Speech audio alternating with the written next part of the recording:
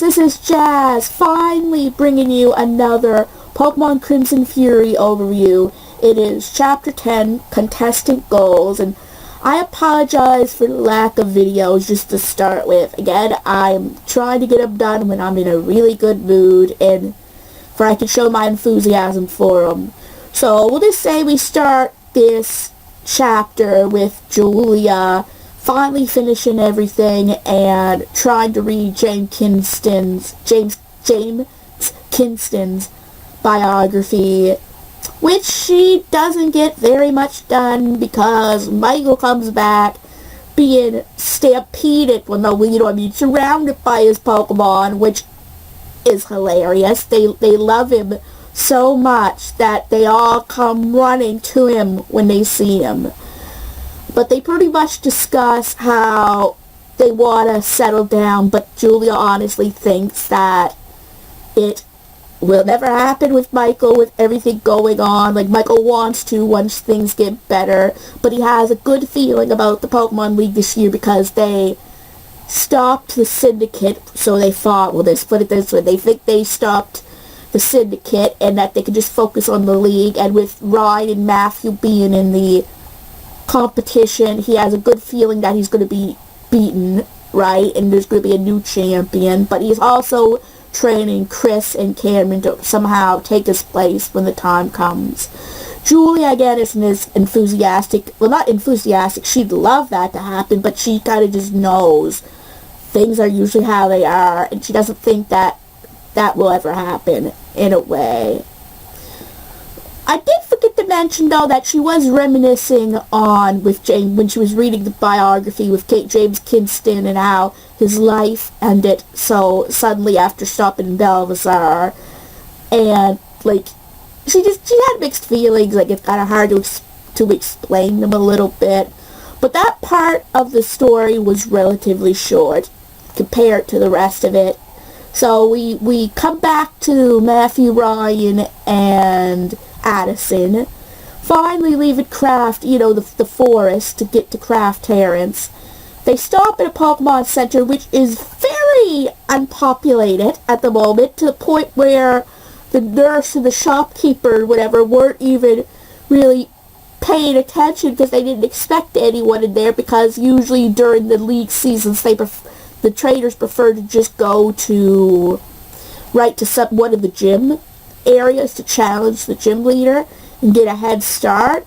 So, in Ryan teased, well, we're trying to start a new trend, to break a new trend, and they do stay there overnight and have some food, which, again, I could use right now, but they had a berry salad, a pizza, and a sub, respectively, and what was adorable was, like, they gave Marahoot and Tyro to the nurse, and the nurse commented on the Sandshrew sleeping on Addison at this point, because he handed, like, Ryan handed Sandshrew to Addison before he could get everything settled with Marahoot, right? And she was like, is this yours? She said, no, it's my friend's, and all you two he's adorable, you two make good parents for him, which I find hilarious, causes an embarrassing moment, to them, right? Because they're like, oh, and, because they kind of like each other. Well, Ryan likes Addison anyway at this point, so it's kind of adorable. All the while, though, I said at that time Matthew went to get food for them, right? During this awkward exchange, so I just find that, like, adorable, like. And it's true, like, Sandshrew also is very adorable. Just falling asleep all curled up. And they have a conversation, though, too, about Ryan's making a second plan, like, to care for Pokemon, right? If he doesn't become the champion, and Addison's like, well, why don't you think you're going to become the champion? He goes on about all these competitors, including, like, his brother, his cousins, like Michael and that. He tries to have a backup because he knows all these people have the same dream, in a way. And Addison's like, well, a lot of these people are going to be giving up on that dream when they find it, that it isn't reachable, and that because they're weak, right? But she says, you're not weak, Ryan.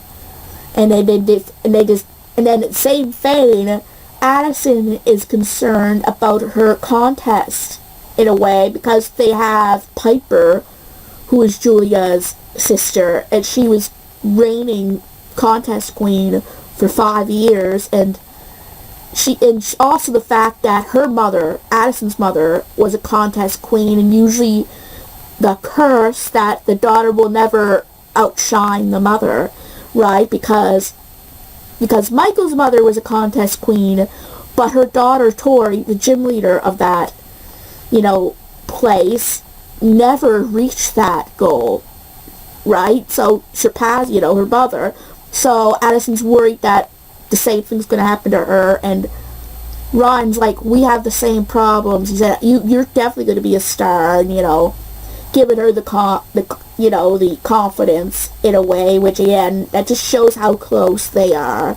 They believe in each other, that they're able to reach their goals in a way.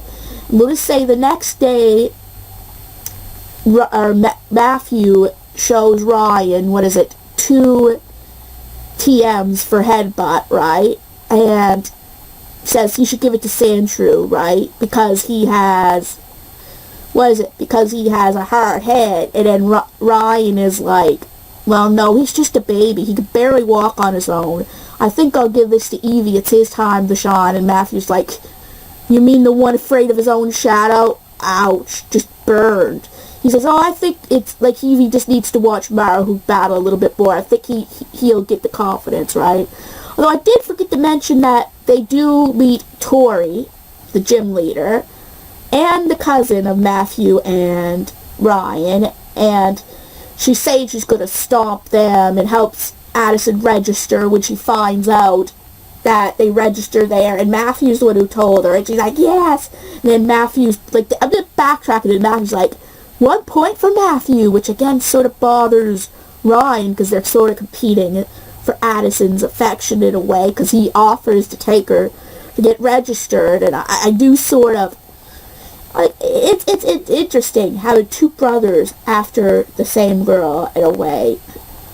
But I'm looking forward to the gym battles. Like, obviously I did read this already, and I know how everything is going to end up. I mean, I don't remember every detail. I have to reread it just to be able to give as much details as I can about, each chapter. But I do have the outline of what happens. So then you're not hearing that until everything that happens till the chapters that they're related to, though. So I'm trying to avoid those spoilers right there for these videos. So, as I said, we don't get the gym battle obviously in this part. That I think is for the next part. But I just find a lot of this chapter was more, dialogue heavy than action. It was more on the development of the characters, I think. But so I think so far, I think this chapter was good. But one of my favorite parts that I did forget to mention, but I'll mention here, was when Ryan woke up the next day. He woke up to the Sandrew moving from his leg and over to Addison, and it looked like he was chewing something he wasn't supposed to. And Ryan was about to grab him and say, "Whoa there, shorty!" But then Addison stops him. She was feeding him a couple of Oron berries, which he was appreciating. Sandrew was appreciating greatly. It was adorable. He's like, "Oh, you really is adorable." Right, like, I just love, the fact that they added a baby, in a sense, to the mix. Like, the fact that a Sandrew, who's normally very powerful in some ways, even unevolved, that being a baby, he's being the baby. So, in other words, in a sense, Evie became a big brother, in a way. I mean, you could argue, yes, he had Evie before Marahoot. But Marahoot was already kind of alive, born for a while, and had experience, even if it was in the wild. Right? He wasn't just born. And when you think about it, Marahoot had more battling experience than Evie, because he did take part in the battles where Evie didn't. So technically, Marahoot had more experience. So having a baby, I mean, Evie, you would consider Evie having more experience than a little baby, right? Because he was, again, at least alive longer.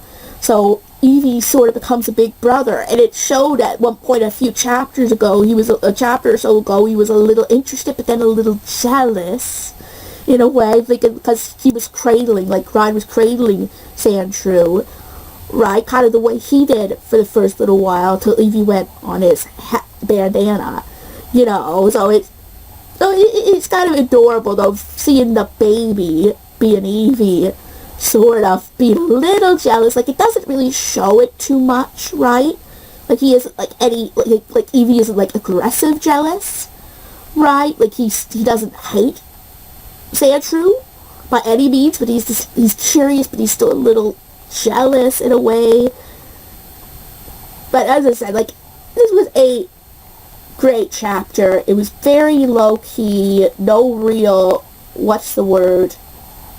conflict, which I love those chapters when it's kind of more just an easygoing, no conflict chapter that you kind of, like, there was conflict with Lily and Lena before, or Michael things, when things go like that. This was just a balanced chapter to kind of prepare you for the stuff that comes in a way.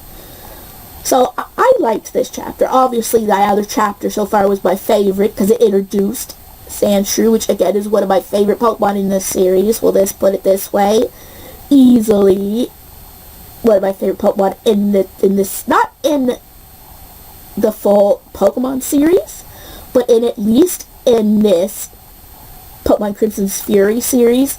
Now, as I said, when I'm saying that, I'm not saying Sandshrew is my favorite Pokemon overall, but just the character of this series is what I meant, right? Every Pokemon, has a different personality when it's written in a show or a fanfic or a novel. Like, they have their own personalities, where in the games you can't completely, unless you have a good imagination, you can't really make their personalities. So their personalities kind of bubble in this series. So anyway, guys, if you're finally happy that the series is back, even if it's like temporary, give it a big thumbs up. If you're new to this channel, like what you see, please subscribe. It helps this channel a lot. And don't forget to hit the bell notification so you'll know when new videos are coming out. And I'll see you guys in my next video.